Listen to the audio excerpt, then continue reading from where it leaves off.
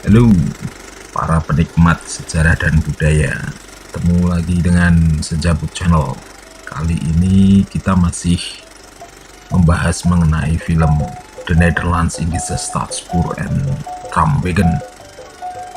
Ini bagian yang ketiga. Nah, ini adalah kita masuk dalam pembahasan mengenai manajemen traksinya.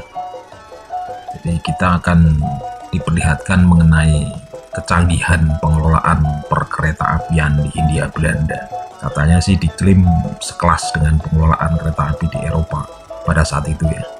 Nah, dalam bagian ini akan ditunjukkan beberapa lokomotif yang banyak dipakai di Hindia Belanda, khususnya di Java ya. Kemudian juga beberapa depo atau bengkel kereta api yang besar dan penting di dalam sejarah perkereta-apian di Hindia Belanda. Kecanggihan peralatan, banyaknya personil dan manajemen yang rapi juga bisa dilihat dan sangat menarik untuk dipelajari. Nah, ini kita akan diperlihatkan beberapa lokomotif. Yang pertama adalah lokomotif seri DD52 atau sering dijuluki dengan si Gombar oleh masyarakat Priangan. Loko ini didatangkan pada tahun 1923 dengan kecepatan maksimalnya dapat mencapai 50 km per jam. Kemudian lokomotif yang kedua adalah lokomotif seri D50. Lokomotif D50 didatangkan secara bertahap, yaitu pada tahun 1914, 1915, dan 1921. Lokomotif berikutnya adalah Loko C28, dibuat tahun 1921 dan merupakan lokomotif yang terpopuler di Hindia Belanda karena kecepatannya bisa mencapai 95 km per jam.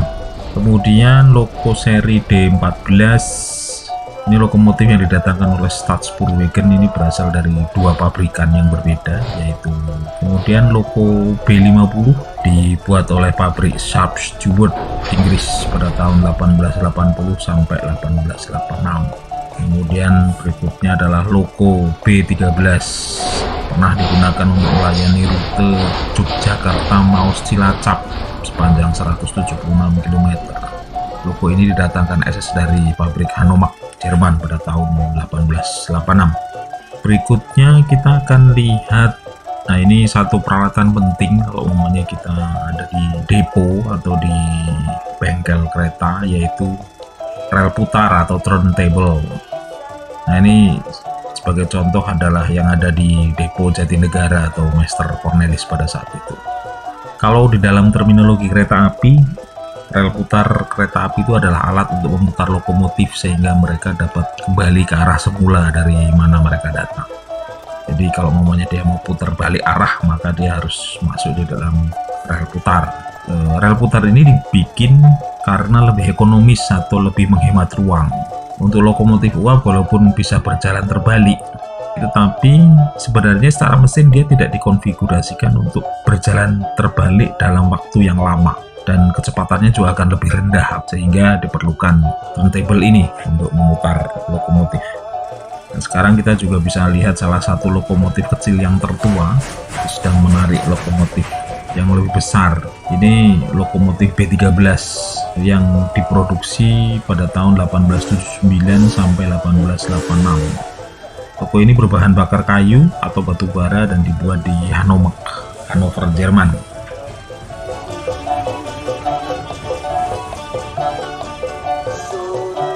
Kita akan coba lihat di depo yang cukup besar dan penting di Hindia Belanda pada saat itu, yaitu depo Sitotopo. Itu adalah depo yang besar di mana biasanya dalam waktu tertentu itu bisa melayani 75 lokomotif rutin, terutama pada masa panen tebu dengan konsumsi 0,5 juta gulden bahan bakar setiap tahun.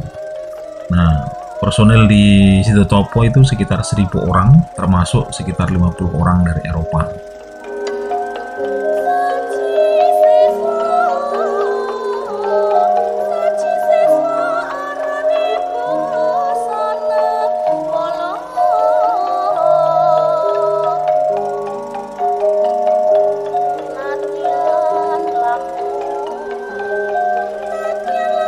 Depo lain adalah di Purwakarta, ini juga besar juga. Di depo Purwakarta ini juga terdapat turntable yang bisa dioperasikan hanya satu orang saja untuk memutar salah satu lokomotif besar. Rel putarnya sepanjang 20 meter dan bisa menahan beban sampai 91 ton. Ini sebagai contoh adalah lokomotif Malay untuk jalur pegunungan. Loko seri DD51 ini adalah lokomotif Malay terbesar di Indonesia yang dibeli oleh Staatspoorwegen dari pabrik Alco atau American Locomotive Company, Amerika Serikat. Lokomotif ini mempunyai tugas utama menarik kereta barang yang melintasi pegunungan Priangan, walaupun juga difungsikan sebagai penarik kereta penumpang. Dikatakan operasional lokomotif ini memunculkan biaya yang tidak kecil terutama untuk bahan bakar. Konsumsi bahan bakar tahunan di SS saja di Jawa mencapai 400.000 ton.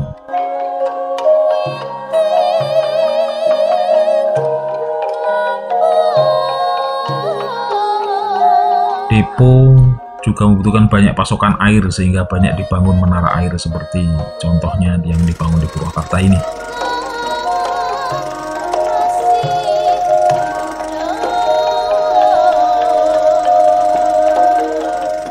Terlihat juga para karyawan mencuci lokomotif dengan diawasi staf dari orang Belanda.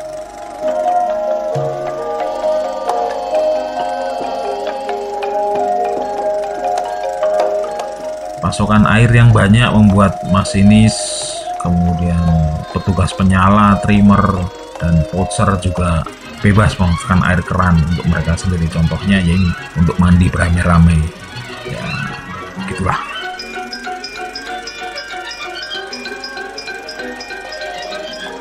Nah, ini staf depo di Purwakarta sedang berpose bersama.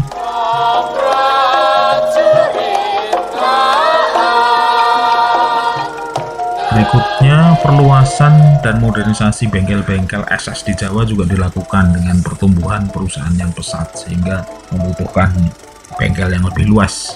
Peralatan yang tersedia saat itu adalah alat dengan spesifikasi tertinggi dan dapat disamakan dengan bengkel serupa di Eropa dan Amerika. Depo di Meister Cornelis adalah yang terbesar dan paling penting.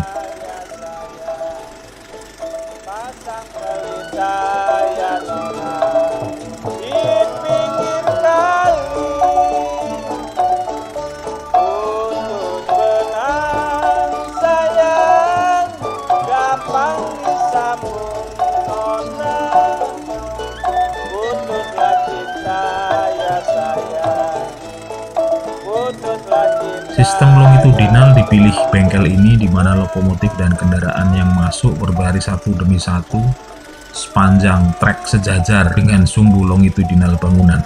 Jadi kereta bisa masuk secara paralel.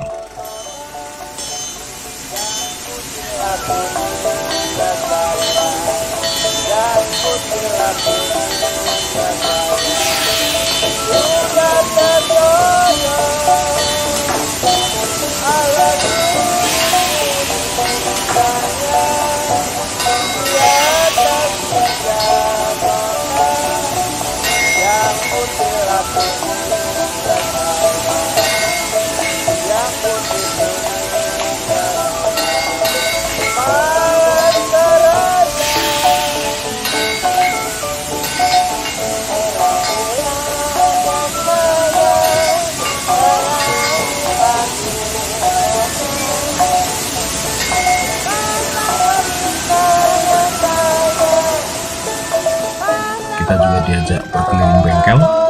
Kita bisa lihat bengkel sangat ramai, sangat sibuk.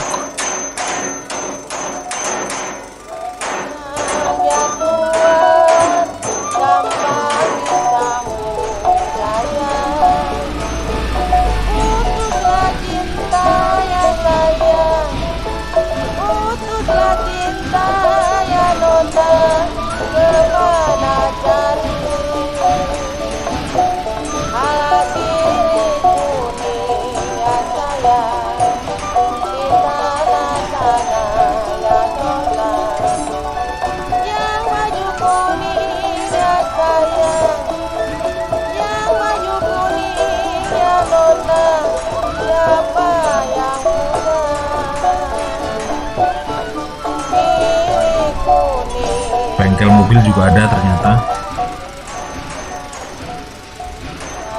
Kemudian ini adalah bagian penggergajian.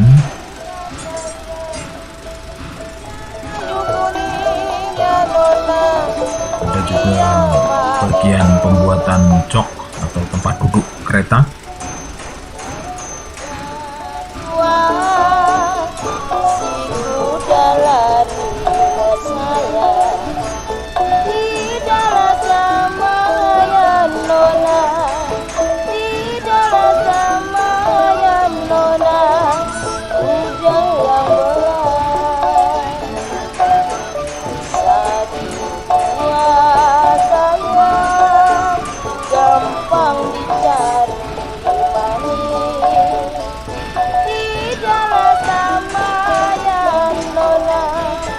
Ini adalah bagian pengecoran atau tanur yang biasanya dipakai untuk membuat alat-alat yang membutuhkan tekanan tinggi, sehingga harus dibuat dari baja cor.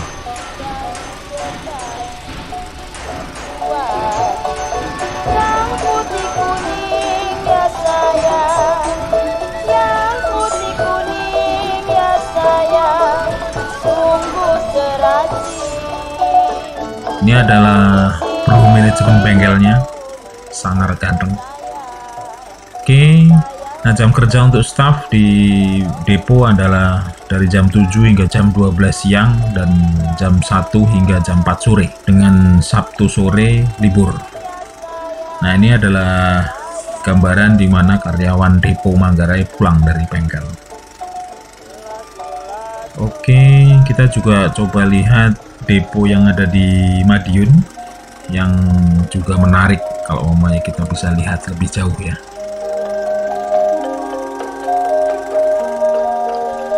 Di sini lokomotif dibawa dengan troli ke dalam depo. Troli tersebut mempunyai kapasitas muatan hingga 80 ton, cukup untuk mengangkat atau membawa lokomotif-lokomotif yang tidak terlalu besar.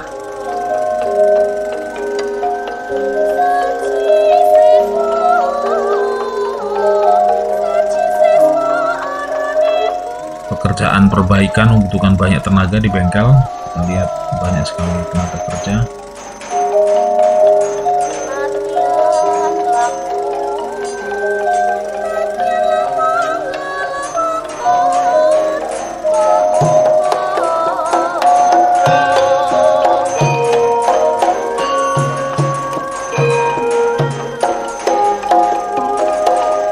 Di bengkel Madiun jumlah pekerja cukup banyak, sampai ratusan, dan ketika jam kerja berakhir, situasi di pintu keluar bisa sangat riuh rendah.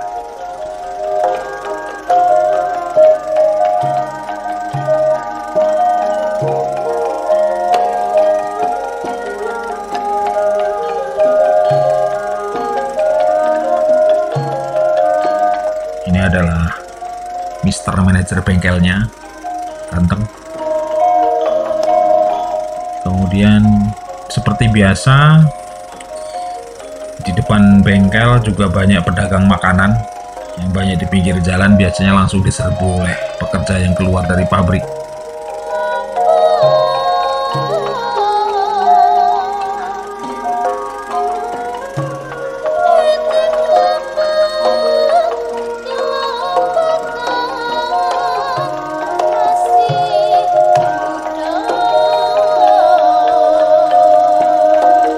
Nah, di Madiun ini juga terdapat fasilitas pabrik Karengga. Sebenarnya namanya adalah Giringan, adalah anak perusahaan SS yang menyediakan daya listrik untuk bengkel. Jadi ini adalah pembangkit listrik yang disiapkan untuk menyediakan listrik khususnya untuk bengkel dan masyarakat Kota Madiun. Kita bisa lihat lokasinya adalah di Dusun Giringan, cukup indah dengan dialiri juga sungai di depan pembangkitnya.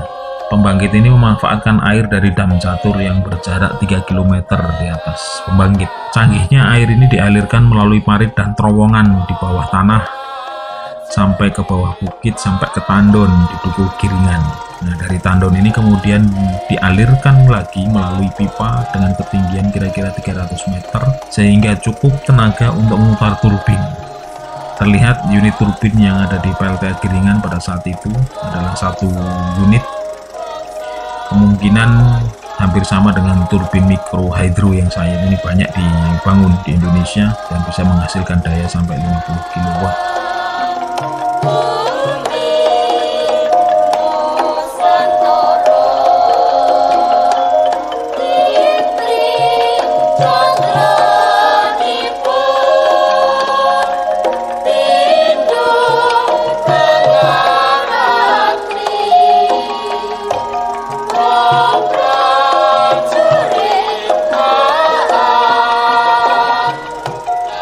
Pembangunan daya listrik ini juga dibangun di Ancol oleh perusahaan yang sama, yaitu Lance Watercraft Driven, untuk mensuplai daya listrik bagi saluran tegangan atas rel listrik di Batavia.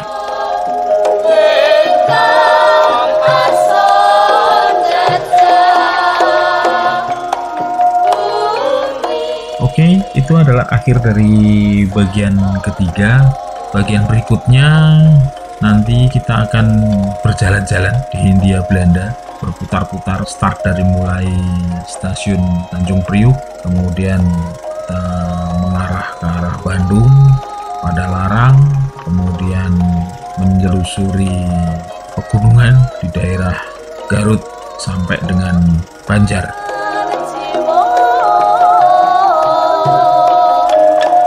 Oke, itu saja. Terima kasih telah bersama-sama menikmati film ini. Jangan lupa untuk memberikan komen di bawah apabila ada informasi yang perlu diluruskan atau diperjelas. Terima kasih, sampai jumpa lagi.